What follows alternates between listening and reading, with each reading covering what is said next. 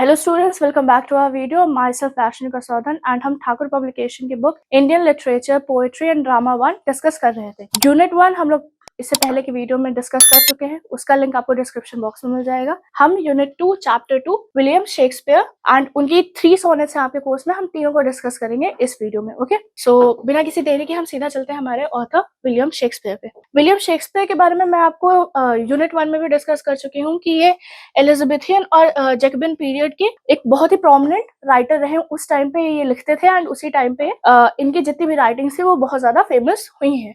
अगर बर्थ की बात करें so he was born on 23 April Stratford upon Avon, year हो जाएगा इनका 1564। Okay, and he died in the year 1660। British literature की या ब्रिटिश थिएटर के ये सबसे ज्यादा प्रोमिनेंट सबसे ज्यादा प्रोमिनेंट प्ले राइटर रहे हैं, आप कह सकते हो। पोएट रहे हैं एंड नॉवेलिस्ट भी रहे, इन्होंने कुछ नॉवेल्स भी लिखी हैं। ओके, अब सीधा चलते हैं इनकी फैमिली पे। इनके फादर का नाम है जॉन शेक्सपियर एंड इनकी मदर का नाम है Mary Aldren. Okay, William was the 8th, you can say there were 8 children. They had 8 children. उनके 8 बच्चे थे, ठीक है। And William was the eldest of the all. And इनके फादर जो थे वो एक ग्लव्स मेकर थे, दस्ताने बनाने का उनका काम था। एंड जैसे जैसे उनकी चीजें बढ़ती गई, उनकी चीजें अच्छी होती गई एंड इनके पापा सोशल सिविल सोसाइटी में उनका स्टेटस जैसे ही प्रोमिनेंट होता गया, अच्छा होता गया, आखिरकार उनके पास इतने पैसे आ गए कि वो अपने किसी एक बच्चे को ग्रामर स्कूल में प्रॉपर पढ़ाई के लिए भेज सकते थे। And William was the one जिसे उन्होंने सेलेक्ट किया कि वो जाके पढ़ाई करे। विलियम ने 18 की एज तक पढ़ाई की एंड उसके बाद जो है 18 की ही एज में इन्होंने शादी कर ली थी एन हैथवे से। 18 की एज के ये थे एंड एन जो थी वो 26 ईयर्स की थी। विलियम के 3 बच्चे रहे हैं, ठीक है। फर्स्ट बॉर्न थी सुजैना एंड देन इन्हें ट्विंस हुए जिनका नाम था हैमलेट एंड जूडिथ। कुछ ही टाइम बाद, या आप कह सकते हो 11 की एज में हैमलेट की डेथ हो जाती है। अब जल्दी से इनके वर्क्स की बात कर लेते हैं। तो मैंने कहा ये पोएट है। इन्होंने सोनेट्स भी लिखी हैं, नरेटिव पोएम्स भी लिखी हैं, प्लेस भी लिखे हैं। बट द प्रॉब्लम वाज कि जिस टाइम की हम बात कर रहे हैं उस टाइम पे जो मैन्यूस्क्रिप्ट्स होती थी या जो ओरिजिनल टेक्स्ट होते थे उनको प्रिजर्व करने की कोशिश की जाती थी, बट टाइम की ड्यूरेशन से या एक जगह से दूसरी जगह जाने की वजह से या और किसी रीजन की वजह से जो मेन स्क्रिप्ट्स होती थी वो कहीं ना कहीं खो जाती थी। तो वैसे ही इनके साथ भी हुआ है कि इन्होंने इतनी सारी चीजें लिखी तो है, मोस्टली जो चीजें थी इससे ज्यादा इन्होंने एक्चुअली लिखा था, बट वो जो है कहीं ना कहीं खो गई। ओके, इन्होंने जो प्लेस लिखे 36 प्लेस जो लिखे उनका कलेक्शन बनाया गया आफ्टर हिज डेथ। किन्होंने बनाया? प्ले लिखते थे तो थिएटर में काम करते थे एंड जो थिएटर के लोग थे उन्होंने इनके प्लेस को एक कंपाइल किया एंड उस बुक का नाम या उस कंपाइलेशन का नाम आ गया फर्स्ट फॉली। ओके, एंड इनके जितने भी प्लेज रहे वो उस बुक में या उस कलेक्शन में देखने को आपको मिल जाते हैं। इसके अलावा इनकी जितनी भी पोएम्स रही है, जितना भी बाकी जो वर्क रहा है उसका प्रॉपर कलेक्शन, बुक का नाम है the complete works of William Shakespeare. इस बुक में आपको सारी मिल जाएंगी। ओके, सोनेट्स की बात कर रहे हैं, पोएट्री की बात कर रहे हैं, तो जल्दी से चलते हैं इनकी मेजर सोनेट्स पे। इन्होंने टोटल जो है 154 सोनेट्स लिखी थी, ठीक है। एंड ये जो है इनकी डेथ के बाद पब्लिश हुई है। ओके, आप कह सकते हो इनकी जो कंपाइलेशन या बुक जो बनी है वो इनकी डेथ के बाद बनी है। एंड इनकी सारी जो सोनेट्स है उसको 3 पार्ट्स में डिवाइड किया जा सकता है। फर्स्ट आ जाता है फेयर यूथ सोनेट। इसमें जो है वो एक यंग मैन की बात कर रहे हैं जिनके साथ इनके, आप कह सकते हो वो उनके बहुत क्लोज फ्रेंड थे। एंड इसमें कहां से कहां तक की सोनेट्स आ जा रही है? सोनेट 1 से सोनेट 126 तक। ओके, नेक्स्ट आती है जो सोनेट का कलेक्शन है उसको इन्होंने नाम दिया द डार्क लेडी। इसमें इन्होंने एक मिस्टीरियस लेडी है उसके बारे में बात की गई है एंड विलियम का या शेक्सपियर का इस लेडी के साथ क्या कनेक्शन है वो किसी भी सोनेट में स्पेसिफाई नहीं है। इसमें कौन कौन से सोनेट्स आ गए? 127 से 152 तक सारी सोनेट्स आ गई। इसके बाद जो लास्ट की 2 सोनेट्स है वो बहुत अलग बना दी है, अभी तक इन दोनों सोनेट्स के कंपैरिजन में पूरी तरीके से अलग बना दी है। उन्होंने ग्रीक सोनेट्स बनाई है, ठीक है। एंड इसमें उन्होंने रोमन जो लव के देवता होते हैं या लव गॉड जो होते हैं क्यूपिड, उनके बारे में उन्होंने लिखा है। सोनेट कौन कौन सी है? Sonnet 153 and 154। ये तो हो गया विलियम शेक्सपियर के बारे में। अब हम चलते हैं उन पोएम्स के बारे में, उन सोनेट्स के बारे में जो हमारे कोर्स में। Okay, starting with a consolation. So a consolation ये अगेन ये है आपकी सोनेट नंबर 29 है, तो आप समझिए कौन से कलेक्शन में है, द फेयर यूथ कलेक्शन में है ये, द फेयर यूथ कलेक्शन में है ये। एंड अगर आपको मेरा प्रीवियस लेक्चर याद हो, प्रीवियस वीडियो अगर आपने मुझे देखा हो, तो उसमें मैंने बताया था कि विलियम शेक्सपियर सोनेट लिखने का उनका एक तरीका था, वो उसी तरीके से सारी अपनी सोनेट्स लिखी उन्होंने। तरीका क्या था कि उसकी राइमिंग स्कीम जो होती थी वो हमेशा ये होती थी, A B C D E F G G. William Shakespeare की जितनी सोनेट्स होंगी उनका जो पैटर्न होगा यही होगा कि स्टार्टिंग में 3 क्वाड्रेंट्स रहेंगे एंड लास्ट में एक कपलेट आएगा। क्वाड्रेंट्स जब 4 लाइन्स का कलेक्शन बनता है उसको क्वाड्रेंट कहते हैं, कपलेट जब 2 लाइन्स का एक सेट बनता है उसको कहते हैं। तो सीधा चलते हैं अब हम हमारी एक्सप्लेनेशन पे। When in disgrace with fortune and men's eyes, I all alone beweep my outcast state and trouble deaf heaven with my bootless cries and look upon myself and curse my fate. Okay, ये इनकी starting की line है, first quadrant है हमारे first sonnet का। Okay, so इसमें वो जो है वो अपनी विलियम जो है वो अपनी खुद की जो सफरिंग है, जो डिस्ग्रेस है, उसके बारे में बताना चाह रहे हैं। एंड वो कह रहे हैं कि मैं दुखी हूँ, मैं रो रहा हूँ। क्यों रो रहे हैं? मैं अपनी किस्मत पे रो रहा हूँ, या मैं अपने फेट पे रो रहा हूँ, मैं अपनी जिंदगी पे रो रहा हूँ, मेरे साथ जो मिसफॉर्च्यून्स हो रहे हैं मैं उस पे रो रहा हूँ। एंड मेरी जो फेट है वो मेरे लिए अनफेयर है, अनजस्ट है। एंड सिर्फ फेट ही अनजस्ट नहीं है इनके लिए, जो सोसाइटी है वो भी इनके लिए अनजस्ट रही है, क्योंकि सोसाइटी का कोई भी मेंबर नहीं है जो इनके साथ जिस पे ये भरोसा कर सके, जो इनकी केयर करता हो, जो इनसे प्यार करता हो। सो ही इज मोर्निंग और he is crying for his life and his destiny. Okay, and जब रोते रोते ये थक गया and he needs some peace, जब हम बहुत ज्यादा परेशान हो जाते हैं, बहुत ज्यादा इरिटेटेड हो जाते हैं, या लाइफ बहुत हैवी लगने लगती है, तो यूजुअली हम क्या करते हैं, हम अपने भगवान के पास चले जाते हैं। तो ये भी बहुत ज्यादा परेशान है and he goes to God and praise to him. Okay, वो प्रे करते हैं गॉड से। बट प्रॉब्लम क्या हो रही है कि गॉड जो है, हेवन जो है वो डेफ हेवन है, या आप कह सकते हो गॉड जो है वो इनकी प्रेयर्स सुन नहीं रहा है, वो डेफ ईयर्स पे पड़ रही हैं इनकी प्रेयर्स। एंड गॉड जो है वो इनकी प्रॉब्लम्स को रिस्पॉन्स नहीं कर रहा। ये अल्टीमेटली जो है कंक्लूजन यही आ रहा है कि ये किसी भी तरीके का कंफर्ट इन्हें नहीं मिल पा रहा है and he is cursing his life and his luck. Okay, so first quadrant में, फर्स्ट स्टैंजा में ये बात हो रही है। नेक्स्ट क्वाड्रेंट पे चलते हैं। Wishing me like to one more rich in hope, featured like him with friends possessed, desiring this man's art and that man's scope, with what I most enjoy contented least. Okay, so इस जो ये आपका quadrant है, ये जो stanza है, इसमें poet जो है वो बहुत ज्यादा होपलेस फील कर रहा है एंड जेलस फील कर रहा है, ही इज एनवियस। ओके, किसको लेके एनवियस है? या बाकियों को लेके एनवियस है। जब हमारी लाइफ में चीजें सही नहीं चल रही होती एंड किसी और की लाइफ में चीजें अच्छी चल रही होती है, तो यूजुअली होता है कि हम कंपेयर करना शुरू कर देते हैं अपनी लाइफ को दूसरे की लाइफ से। तो वही चीज शेक्सपियर भी यहाँ पे कर रहे हैं कि वो अपनी लाइफ को दूसरों की लाइफ से कंपेयर कर रहे हैं एंड वो विश कर रहे हैं, या वो जेलस फील कर रहे हैं कि काश मेरे पास भी वो चीजें होती, मुझे भी वो चाहिए, कोई कुछ ऐसा होता।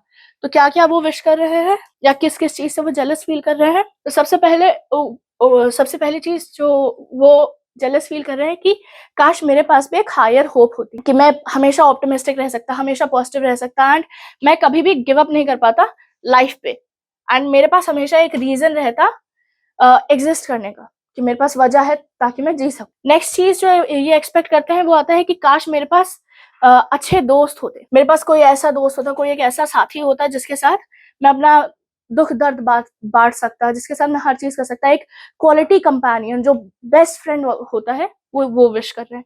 Next, he is envious of others Fortune, दूसरों की जो वेल्थ होती है वो उसके लिए थोड़ा सा जेलस फील कर रहे हैं कि काश मेरे पास इतने पैसे होते, इतनी पावर होती। नेक्स्ट चीज जो एनवियस फील कर रहे हैं वो है कि काश मेरे पास वो सोशल स्टेटस होता, वो सोशल पावर होती। एंड लास्ट चीज जो वो विश कर रहे हैं दैट इज कि मेरे पास किसी का आर्ट होता, लाइक अगर हमें कोई चीज नहीं आती है, अगर मुझे गिटार बजाना नहीं आता एंड मेरा कोई फ्रेंड बहुत अच्छा गिटार बजाता है एंड मेरी लाइफ में चीजें खराब चल रही हैं, तो मैं उससे भी कंपेयर करूंगी कि काश मैं उससे अच्छा गिटार बना सकती, या उससे जैसा मैं गिटार बजा सकती, या उसके जैसा लिख सकती, है उसके जैसी पेंटिंग कर सकती। तो वही चीज़ शेक्सपियर के भी माइंड में चल रही है, एंड ही इज़ थिंकिंग कि काश मेरे पास उसके जैसा आर्ट होता, उसके जैसा फ्रेंड होता, उसके जैसे पैसे होते, उसके जैसे ऑप्टिमिस्टिक होता मैं, या दूसरे की किसी की तरह मेरे पास पावर होती, सोशल स्टेटस होता। सो सेकंड क्वाड्रेंट में उन्होंने यही सब बताया that his life lakhs so many things, and जो चीज़ें उन्हें बहुत ज़्यादा पसंद थी, जो चीज़ें ज़्यादा उनको प्यार करते थे वो जिन चीज़ों से, अब उन चीज़ों में उन्हें मज़ा नहीं आ रहा है। He is not feeling satisfied, he is not able to enjoy those things जो पहले उन्हें अच्छी लगती थी, जिनसे वो प्यार करते थे। ठीक है? Yet in these thoughts myself almost despising, happily I think of thee, and then my state, like to the lark at break of the day arising from circling earth, sings hymns at the heaven's gate. Lark एक तरीके की bird होती है, ठीक है? अब इसमें जो है वो उनका धीरे-धीरे जो मूड है वो स्विच हो रहा है। क्यों स्विच हो रहा है? Because he remembered his friend, ठीक है? जो यंग मैन था जिसके बारे में इन्होंने इतनी सारी सोनेट्स लिखी हैं, उसकी याद इन्हें आ जाती है, एंड अब इनका जो स्टेट है वो धीरे-धीरे चेंज हो रहा है from his grief stricken state, grief stricken and restless mind, he's going, his mind is going back to the balance, and when he remembered the love he has for his friend. Okay, तो अब इसमें क्या हो रहा है कि उन्होंने, वैसे तो वो एनवियस थे, सैड थे, बट जैसे ही उन्होंने अपने फ्रेंड को याद किया, तो जैसे एक लार्क होती है या एक बर्ड होती है जो दिन की शुरुआत होने पे, जब मॉर्निंग हो रही होती है तब वो चर्प करना शुरू कर देती है, वैसे ही ये भी हो गए हैं, एंड अपने फ्रेंड को याद करके he is now happy, and he is singing a song, और कह सकते हैं आप बहुत ज्यादा खुश हो गए हैं, एंड अब वो अपनी लाइफ को लेके एक पॉजिटिव फील में आ गए हैं। ओके, लास्ट कपलेट पे चलते हैं। For the sweet love remember such wealth brings, that then I scorn to change my state with kings. So अब ये बोल रहे हैं, जब मुझे तुम्हारे प्यार की याद आई कि तुम मुझसे कितना प्यार करते, तुम मेरे लिए कितने इंपॉर्टेंट है, या मेरा फ्रेंड जो है वो, मैं उसके लिए कितना इंपॉर्टेंट हूँ, जब मुझे ये याद आई तब मुझे एक्चुअली पता चला, या एक्चुअली मुझे दोस्ती की वैल्यू का एहसास हुआ कि मैं कितना अमीर हूँ। एंड अब जब उन्हें अपने दोस्त की याद आ गई है, तो अब उनका कहना है कि मैं सॉन करता हूँ, मैं वादा करता हूँ कि मैं अब अगर कोई मुझे आके कह देगा कि तुम्हें किंग की जगह दे रहा है, किंग के पास हर चीज होती है, पैसा होता है, पावर होती है, स्टेटस होता है, मिनिस्टर्स होते हैं, कंपेनियंस होते हैं, ठीक, हर चीज है उसके पास, बट अगर कोई मुझे किंग की भी पावर देता है या किंग का भी स्टेटस मुझे देता है, मैं वो भी नहीं लूंगा, क्योंकि अगर मैंने वो ले लिया तो मैं मेरे दोस्त को खो दूंगा। सो पूरी पोएम में यही है, बाकी मैंने आपको चीजें बता दी। अब हम चलते हैं हमारी नेक्स्ट पोएम पे।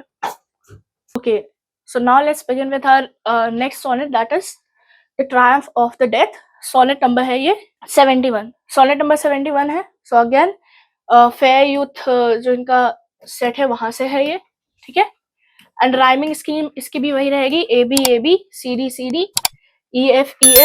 सीधा चलते हैं एक्सप्लेनेशन पे।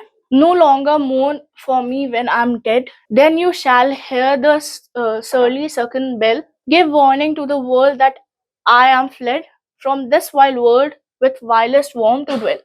ओके, सो इसमें आप कह सकते हो ये ये अपने फ्रेंड को एक तरीके से इंस्ट्रक्शन दे रहे हैं, आप कह सकते हो कि एक तरीके से उन्हें समझाने की कोशिश कर रहे हैं कि जब मैं मर जाऊं तो तुम्हें क्या करना चाहिए। विलियम शेक्सपियर का फ्रेंड को ही नहीं, आप कह सकते हो ये जो भी रीड कर रहा है या जो भी विलियम शेक्सपियर को मानता है उसके लिए ये पोएम है। ओके, कि अगर विलियम शेक्सपियर की डेथ हो जाती है तो क्या करना चाहिए।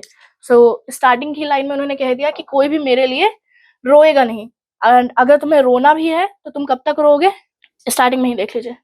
No longer mourn for me, मतलब ज्यादा देर तक मेरे लिए मत रोना। ओके, तुम्हें कब तक रोने का मौका मिल रहा है, जब तक जो सल्किन बेल है, जब किसी की डेथ होती है क्रिश्चियनिटी में, तो उनकी जब ग्रेव डाल दी जाती है उस टाइम पे, मतलब गाड़ दिया जाता है, उन्हें बरी कर दिया जाता है, तब बेल बजाई जाती है। तो जब तक वो बेल बज रही है तब तक आप रो सकते हो, तभी तक आपको रोना चाहिए, उसके बाद रोने की जरूरत नहीं है। एंड वो बेल किस लिए बज रही है, वो बेल बज रही है पूरी वर्ल्ड को वार्न करने के लिए कि मैं अब इस दुनिया को छोड़ के जा चुका हूँ। कहाँ जा चुका हूँ, मैं इस वाइल्ड वर्ल्ड को छोड़ के एक ऐसी जगह पे जा चुका हूँ जहाँ पे और ज्यादा वाइल्ड जो है वर्म्स होते हैं। यहाँ पे इस लाइन का मतलब है कि अब वो ग्रेव में जा चुके हैं, अब उनकी डेथ हो चुकी है एंड अब वो अर्थ के अंदर जो है वो बरी किए जा चुके हैं। Okay, first quadrant. चलते हैं हमारे नेक्स्ट क्वाड्रेंट पे। Nay, if you read this line, remember not the hand that writeth, for I love you so. I, in your sweet thoughts, would be forgot. So thinking of me then should make you woo. So अब इसमें क्या कह रहे हैं कि ये no है। Okay, सो जब भी तुम कभी भी कोई भी ये लाइन रीड कर रहा है या कोई भी ये वर्स को रीड कर रहा है या सोनेट को रीड कर रहा है, तो उन्हें कभी भी उस हाथ को यानी कि विलियम शेक्सपियर को याद करने की जरूरत नहीं है, क्योंकि उन्होंने ही लिखी है ये सोनेट। तो कह रहे हैं जिसने भी ये सोनेट लिखी है उस हाथ को याद करने की जरूरत नहीं है, क्योंकि मैं तुमसे बहुत ज्यादा प्यार करता हूँ एंड मैं नहीं चाहता कि मेरी याद, जब भी तुम मुझे याद करोगे तो तुम सैड फील करोगे that you had a loss. And मैं तुमसे इतना प्यार करता हूँ कि मैं कभी नहीं चाहता कि तुम मुझे याद करके सैड फील करो या मुझे याद करके रो। सो अगर तुम ये पोयम जब भी पढ़ोगे या कोई भी ये पोयम पढ़ रहा है, ये सोनेट पढ़ रहा है, तो उसे कभी भी विलियम शेक्सपियर को याद नहीं करना है, उस हाथ को नहीं याद करना है जिसने ये सोनेट लिखी है। चलते हैं हमारे नेक्स्ट क्वाड्रेंट पे। If I say you look upon this verse when I perhaps compounded am with clay, do not so much as my poor name rehearse, but let your love even with life decay. Okay, so इसमें वो कह रहे हैं कि अगर तुम इस verse को देख रहे हो, सोनेट को देख रहे हो, तो इतना समझो कि जब भी तुम इस सोनेट को देखोगे, मेरी जो फिजिकल बॉडी है, मैं जो हूँ, मैं अब तक clay is for earth, soil आप कह सकते हो। मेरी जो बॉडी है वो अब तक सॉइल में मिल चुकी होगी, ठीक है, डिके हो चुकी होगी मेरी बॉडी। सो अब जब भी तुम ये सोनेट पढ़ रहे हो तो मेरे नाम को मत रिहर्स करना, मुझे मत याद करना एंड बार बार जब भी तुम ये सोनेट रीड कर रहे हो तब एक चीज रहनी चाहिए कि जो तुम्हारा प्यार है, जैसे धीरे धीरे करके मेरी बॉडी डिके कर गई एंड अल्टीमेटली वो सॉइल में बुरी तरीके से मिल गई, वैसे ही तुम्हारा जो प्यार है वो धीरे धीरे धीरे कम होना चाहिए एंड अल्टीमेटली वो कंप्लीटली फेड हो जाना चाहिए, कम हो जाना चाहिए, खत्म हो जाना चाहिए। तो इस सोनेट में या इस क्वाड्रेंट में वो ये चीज अपने फ्रेंड को कह रहे हैं या रीडर को कह रहे हैं। लास्ट कपलेट है हमारा। Lest the wise world should look into your moan and mock you with me after I am gone. ऐसा नहीं होना चाहिए कि तुम मेरा नाम याद करके रो रहे हो, ऐसा बिल्कुल नहीं होना चाहिए कि तुम मेरा नाम याद करके रो रहे हो एंड इस वर्ड को पता चल जाए कि मैं तुम्हारे लिए कितना इंपॉर्टेंट हूँ और तुम मुझे याद करके रो रहे हो। क्योंकि अगर उस वर्ड को पता चल गया, दुनिया को पता चल गया कि तुम मुझे याद करके रो रहे हो, तो वो मेरा नाम लेके तुम्हें मॉक करेंगे, तुम्हें चढ़ाएंगे। सो इससे बेहतर है कि मेरे जाने के बाद तुम मेरे लिए ना रो, मेरे लिए मौन। तो इस पोएम में उन्होंने जो सबकी डेथ होती है एंड वैसे उन्होंने अपनी डेथ के बाद अपने फ्रेंड को या जो भी उनके क्लोज हैं, जो भी विलियम शेक्सपियर को ज्यादा प्यार करते हैं, उनके लिए वो ये लाइंस लिख रहे हैं ताकि they should know what they have to do when William Shakespeare is gone. तो अब हो जाता है हमारा सेकेंड सोनेट कंप्लीट। अब हम चलते हैं हमारे कोर्स के लास्ट सोनेट। अब हम आते हैं हमारे कोर्स के लास्ट सोनेट पे, जो कि है सोल एंड बॉडी एंड ये है सोनेट नंबर 146। सोनेट नंबर 146 है, कौन से कलेक्शन में आ गई? द डार्क लेडी कलेक्शन में आ गई है। ओके, सो इस सोनेट में जो है वो डार्क लेडी के बारे में बात कर रहे हैं। Okay, rhyming pattern, rhyming scheme वही रहेगी, AB CD CD EF EF GG। Structure भी वही रहेगा, 3 क्वाड्रेंट्स है, नंबर 1, नंबर 2, नंबर 3 क्वाड्रेंट्स आ गए एंड एक लास्ट में कपलेट आ गया। ओके, स्टार्ट करते हैं हम हमारा explanation. O soul, the centre of my sinful earth, these rebel power that the array, what those thou pine within my suffered earth, painting the outward walls so costly gay। Okay, apostrophe उन्होंने use किया। Apostrophe में क्या होता है कि आप किसी एक चीज को या किसी एक आप कह सकते हो नॉन लिविंग थिंग को या किसी भी एक थिंग को जो आपको आंसर बैक नहीं कर सकता, आप उसको मान लेते हो एंड आप उसी से बात करते हो। वन वे कम्युनिकेशन रहेगा, आप ही हर चीज बोल रहे होगे, जो राइटर होगा वही हर चीज बोल रहा होगा एंड सामने से कोई रिप्लाई नहीं मिलेगा। ये वन वे डायलॉग रहेगा पूरा, या आप कह सकते हो वन वे सोनेट रहेगी। ओके, कई सोनेट्स होती हैं जिनमें डायलॉग भी होते हैं कि मैं कुछ बोल रहा हूँ एंड सामने से भी बोला जा रहा है। ओके, बट यहाँ पे ये अपोस्ट्रोफी की है उन्होंने कि वो सोल से बात कर रहे हैं एंड ऑब्वियसली सोल हमें रिप्लाई नहीं दे सकता, ठीक है। चलिए अब हम चलते हैं एक्सप्लेनेशन पे। इसमें उन्होंने अपनी सोल को पुअर बोल दिया है। पुअर गरीब वाला नहीं, जो किसी पे जब आप पिटी फील कर रहे होते हैं तब आप बोलते नहीं पुअर पुअर डॉग, उस तरीके से उन्होंने अपने सोल को पुअर बोला है। एंड सोल क्या होती है हमारी, वो हमारे जो बॉडी होती है उसका सेंटर होती है। तो इन शेक्सपियर की जो सिंफुल लाइफ रही है उसका सेंटर पॉइंट जो है वो उनकी सोल है, सबकी होती है, राइट। एंड उसके पास, सोल के पास इतनी ज्यादा पावर्स है कि वो विलियम शेक्सपियर को प्रॉपरली कंट्रोल करके रख सकती है कि ये मत करो, वो मत करो, ये मत करो, कोई गलत काम मत करो, कोई सिंफुल एक्ट मत करो। स्टिल सोल जो है वो उन्हें चीजें करने देती है। सो वही चीज वो कह रहे हैं कि मेरी पुअर सोल, तुम्हारे पास इतनी पावर है, तुम मेरी बॉडी का सेंटर हो, तुम्हारे पास इतनी पावर है कि तुम मेरे एक्शंस को कंट्रोल कर सकती हो, बट स्टिल पाइन है बॉडी, ओके। तुम मेरी बॉडी का सेंटर हो, स्टिल तुमने जो है मेरी बॉडी को कंट्रोल करने की कोशिश नहीं की, मुझे रोका नहीं कि मैं वो सिंफुल एक्ट्स ना करूं। एंड अभी भी तुम क्या करने की कोशिश कर रही हो, मेरा जो फिजिकल अपेयरेंस है, आउटवर्डली वॉल्स है मेरी, जो मेरा जो फिजिकल अपेयरेंस है, मेरा जो मटेरियलिस्टिक वर्ल्ड है, तुम उसे हैप्पी बनाने की कोशिश कर रहे हो, ठीक है। Why are you doing all this, ये उनका डायरेक्ट क्वेश्चन है अपनी सोल के लिए। Why so large cost having so short a lease, dost thou upon the fading mansion spend? Shall worms inheritors of this excess eat up the charge? Is this the body's end? इसमें वो कह रहे हैं कि हर चीज की कीमत, मतलब इतनी बड़ी तुम कीमत चुका रहे हो। यहाँ पे कीमत क्या है कि आप बाहर से खुश दिखने के लिए, अपने मेटेरियलिस्टिक वर्ल्ड में खुश दिखने के लिए विलियम शेक्सपियर क्या कर रहे हैं, वो अपने इनर जो पीस है, इनर जो उनका स्पिरिचुअल पीस है, वो उसे खत्म कर रहे हैं या उसे डिस्ट्रॉय कर रहे हैं। तो वही चीज वो अपनी सोल से पूछ रहा है कि इतनी बड़ी कीमत तुम क्यों चुका रही हो बाहर खुश रहने के लिए। एंड हमारी जो लाइफ है वो बहुत ही शॉर्ट है, बाहर खुश रहने के लिए तुम इतनी बड़ी कीमत क्यों चुका रही हो। And why are you letting me to follow a path, मेरी जो सिंफुल एक्ट है, सिंफुल लाइफ है, तुम उसे कंटिन्यू करने क्यों दे रही हो। एंड इससे क्या हो रहा है कि आसपास की जितनी भी बुराइयां हैं वो धीरे धीरे आ रही हैं, मैं कर रहा हूँ, एंड चीजें जो है, मेरी जो बॉडी है वो खराब होती चली जा रही है। एक चीज और आप इस स्टैंजा में नोट कर सकते हैं कि यहाँ पे जो है इस स्टैंजा में या इस क्वाड्रेंट में वो जो सिंफुल एक्ट्स है, ठीक है, को एक सिंफुल एक्ट, या आप कह सकते हो एक जो चीज है जो वो कर रहे हैं, वो ये है कि वो अपनी डार्क लेडी उसको बहुत ज्यादा परस्यू कर रहे हैं। वो अपनी लाइफ में कुछ भी नहीं कर पा रहे हैं एक्सेप्ट कि वो डार्क लेडी को किसी तरीके से परस्यू कर ले, उन्हें ढूंढ ले, ठीक है। लाइफ ऑलरेडी बहुत शॉर्ट है एंड वो शॉर्ट लाइफ को वेस्ट कर रहे हैं, वो अपनी शॉर्ट लाइफ को वेस्ट कर रहे हैं डार्क लेडी की सर्च में।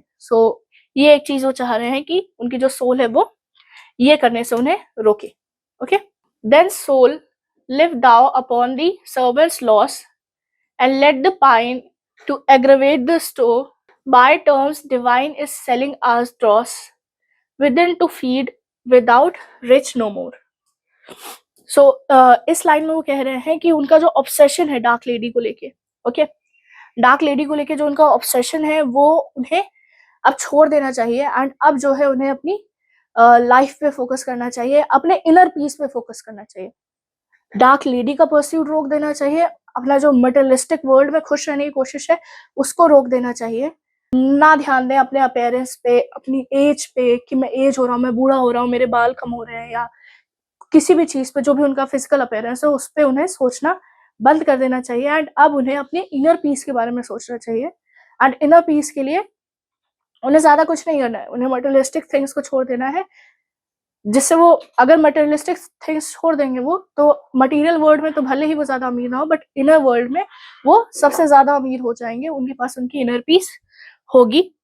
एंड ये इनर पीस जो होगी, बॉडी जो है इस टाइम पे जब उन्हें इनर पीस मिल जाएगी तो उनकी जो बॉडी है वो सोल को स्ट्रेंथन करेगी, सोल को स्ट्रॉन्ग बनाएगी, ना कि सेकेंड कंडीशन में जहाँ पे वो मेटलिस्टिक वर्ल्ड में इन्वॉल्व है, डार्क लेडी को सर्च कर रहे हैं, अपने अपेयरेंस पे फोकस कर रहे हैं, एंड इस चक्कर में जो उनकी बॉडी है वो उनकी सोल को वीक बना रही है। अगर वो ये सब छोड़ देंगे तो उनकी सोल स्ट्रॉन्ग हो जाएगी एंड अल्टीमेटली देखिए क्या होगा ultimately, so shall thou feed upon death that feeds upon men, and death once dead there is no more dying then. So अगर इनकी बॉडी जो है, इनकी जो सोल है वो स्ट्रांग हो जाएगी, तो सोल तो इमॉर्टल होती है। सो सोल जो है वो एक तरीके से डेड पे कंट्रोल कर लेगी, डेथ पे कंट्रोल आ जाएगा उसका। एंड अगर उसका एक बार डेथ पे कंट्रोल आ गया, डेथ क्या है, डेथ हर मॉर्टल की आती है and it feeds on men, हर आदमी को आती है, इसी वजह से it is feeding on men. तो अगर सोल इतनी स्ट्रांग हो जाए कि वो डेथ को ओवरकम कर सकती है, तो क्या हो जाएगा, डेथ को ओवरकम कर लिया, डेथ खत्म हो जाएगी एंड उसके बाद किसी भी तरीके से मरना नहीं रहेगा, सोल जो होगी वो कंप्लीटली, या विलियम शेक्सपियर जो होंगे वो कंप्लीटली इमॉर्टल हो जाएंगे। सो स्टूडेंट्स, अब हमारी जो यूनिट 2 चैप्टर 2 था वो हमारा कंप्लीट हो चुका है। इस वीडियो में चैप्टर 2 पूरा है आपका। अगर आपको वीडियो अच्छी लगी हो तो लाइक कर दीजिएगा। कोई डाउट आते हैं, कोई कंफ्यूजन होता है, कोई क्वेश्चन होता है, आप कमेंट बॉक्स में कर सकते हैं। मैं जितनी जल्दी हो सकेगा मैं रिप्लाई करने की कोशिश करूंगी। अगर आपको वीडियोस अच्छे लग रहे हैं, इसके आगे भी वीडियोस चाह रहे हैं, तो प्लेलिस्ट अवेलेबल होगी डिस्क्रिप्शन, आप वहां जाके देख सकते हैं। चैनल को सब्सक्राइब कर लीजिएगा। अभी एक्सप्लेनेशन में वीडियो में मैंने बहुत सारी चीजें स्किप कर दी हैं। मैंने सिर्फ सोनेट को टारगेट किया है एंड उसके एक्सप्लेनेशन को टारगेट किया है। मैंने समरी स्किप की है, क्वेश्चन आंसर स्किप किए हैं एंड बहुत सारा मटेरियल है जिसे मैंने स्किप कर दिया है। सो अगर आप वो मटेरियल पढ़ना चाहते हैं, देखना चाहते हैं कि वो मटेरियल क्या है, उसके लिए फिर आप हमारी जो बुक है उसे आप परचेज कर सकते हैं। एंड परचेज करने के लिए भी लिंक्स डिस्क्रिप्शन बॉक्स में अवेलेबल हैं आपकी, या फिर आप हमारी ठाकुर पब्लिकेशन की जो ऑफिशियल वेबसाइट है वहां जा सकते हैं। बाकी अमेजोन और फ्लिपकार्ट से भी आप हमारी बुक परचेज कर सकते हैं। एंड मैं आपसे मिलूंगी हमारी नेक्स्ट क्लास में, जिसमें हम लोग यूनिट 2 चैप्टर 3 को डिस्कस करेंगे। So thank you for watching.